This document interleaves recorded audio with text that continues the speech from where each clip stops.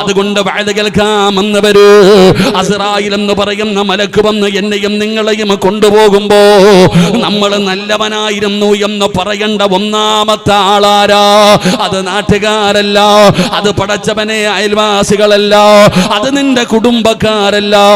അല്ലാഹുവിന്റെ പ്രവാചകൻ പറഞ്ഞു, സഹാബാ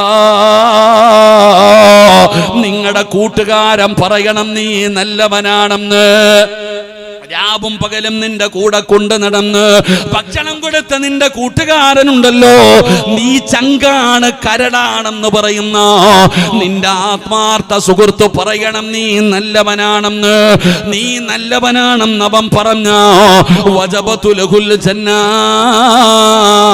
നിനക്ക് സ്വർഗ്ഗം നിർബന്ധമാണെന്ന് നബി മുഹമ്മദ് മുസ്തഫ സല്ലല്ലാഹു അലൈഹി വസല്ലമ തങ്ങൾ പറയുന്നു.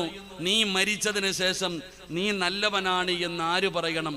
നിന്റെ കൂട്ടുകാരൻ പറഞ്ഞാൽ നിനക്ക് സ്വർഗം കിട്ടും. അള്ളാഹു നമുക്ക് ഈമാൻ നൽകുമാറാകട്ടെ, അള്ളാഹു നമുക്ക് ഈമാൻ നൽകുമാറാകട്ടെ. അങ്ങനെ ഒരു കൂട്ടുകാരൻ നമുക്കുണ്ടോ? നമ്മളിപ്പോൾ കൂടെ കൊണ്ട് നടക്കുന്ന ചങ്കിനെയും കരളും അത് വലിയ ബന്ധമാണ് നിങ്ങൾ തമ്മിൽ. എന്നാ അവനുമായിട്ടൊന്ന് പിണങ്ങി നോക്കിക്കേ, നിന്റെ ആത്മാർത്ഥ സുഹൃത്തുമായിട്ടൊന്ന് പിണങ്ങി നോക്കിക്കേ. അവൻ നടു റോഡിൽ ഇറങ്ങി നിന്നിട്ട് നിന്റെ സർവ്വ ചരിത്രം നാട്ടുകാരോട് വിളിച്ചു പറയും. അള്ളാഹു നമ്മളെ കാത്തിരിച്ചുമാറാകട്ടെ. കാരണം അവൻ അറിയാം നിന്റെ എല്ലാ കാര്യങ്ങളും, നിന്റെ രഹസ്യവും പരസ്യവും എല്ലാം അവനറിയാം. അവനാണ് രാവും പകലും നിന്റെ കൂടെ നടന്നത്. എന്റെ പ്രിയപ്പെട്ടവരെ, നമ്മുടെ കൂട്ടുകാരനെല്ലാം അറിയാം. അവനാണല്ലോ സർവ്വതിനും ഒത്താശ ചെയ്തു തന്നത്.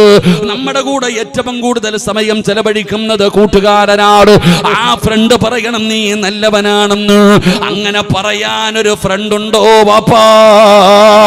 പറ ചെറുപ്പക്കാരാ, അല്ലാഹുവിന്റെ മുമ്പിൽ നിനക്ക് സാക്ഷി പറഞ്ഞിട്ട് നിനക്ക് സ്വർഗം വാങ്ങിത്തരാൻ ഒരു നല്ല കൂട്ടുകാരൻ നിനക്കുണ്ടോ? ഒരിക്കലുമില്ല സഹോദരാ. കാരണം നിന്റെ കൂട്ടുകാരൻ ജീവിതത്തിൽ ഒരിക്കൽ പോലും നിന്നോട് സുബഹി നിസ്കരിച്ചിട്ടുണ്ടോ എന്ന് ജീവിതത്തിൽ ഒരിക്കലെങ്കിലും നിന്റെ ഫ്രണ്ട് നിന്നോട് ചോദിച്ചിട്ടുണ്ടോ? എടാ, എന്ന് പരിശുദ്ധമായ ഖുർആനിൽ ഒരു സൂറത്ത് ഓതിയിട്ടുണ്ടോ?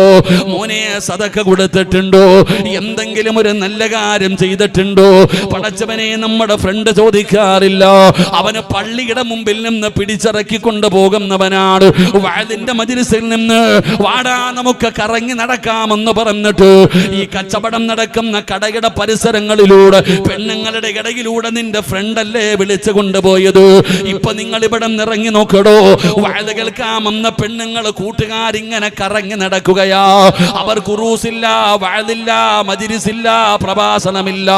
അവരുടെ ലക്ഷ്യം തന്നെ കറങ്ങലാണ്.